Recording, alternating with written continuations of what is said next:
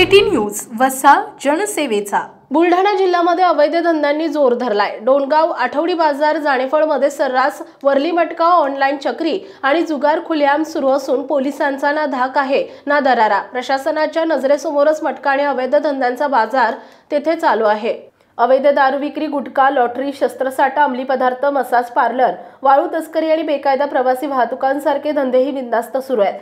नागरिकांकडून तक्रारींचा पाऊस पडत असला तरी पोलीस कारवाईच्या नावाखाली केवळ दिखाऊ धाडसत्र राबवत आहे। या धंद्यांचं मूळ उच्चाटन तर दूरच, उलट ते दिवसेंदिवस फोफावत चाललेत। पोलिसांच्याही नाकारतेपणाची भूमिका संशयास्पद आहे। कायदा आणि सुव्यवस्थेचा बोजवारा उडत असताना जिल्ह्यातील विविध मतदारसंघातील स्थानिक लोकप्रतिनिधीही केवळ बघ्याची भूमिका घेत आहेत। लोकांनी कर भरायचा आणि गुन्हेगार मात्र मोकाट सुटायचे का? प्रशासनाचा वचक उरलेला नाही का? हप्ते घेतल्यामुळेच पोलीस गप्प का? अवैध धंद्यांना अभय देणाऱ्या अधिकाऱ्यांवर कठोर कारवाई झाली नाही तर संतप्त जनता रस्त्यावर उतरण्याची शक्यता नाकारता येत नाही। बुलढाणा जिल्ह्यामध्ये अवैध धंद्यांविरोधात केलेल्या कारवाईनंतर काही काळ शांतता होती, मात्र आता पुन्हा अवैध धंद्यांनी जोर धरलाय। लोकप्रिय आमदार संजय गायकवाड यांनी या संदर्भात विधानसभेत आवाज उठवून कारवाईला गती दिली होती। प्रशासनाने तात्काळ कारवाई करून अनेक ठिकाणी अवैध धंदे बंद केले होते, मात्र प्रशासनाच्या दुर्लक्षामुळे हेच धंदे पुन्हा जिल्ह्यातील मुख्यालय असलेले बुलढाणा शहर ते जिल्ह्यात जोमात सुरू झालेत। नागरिकांतून पुन्हा एकदा कठोर कारवाईची मागणी होतीये। जिल्हा प्रशासन आणि पोलीस यंत्रणा, राजकीय लोकप्रतिनिधी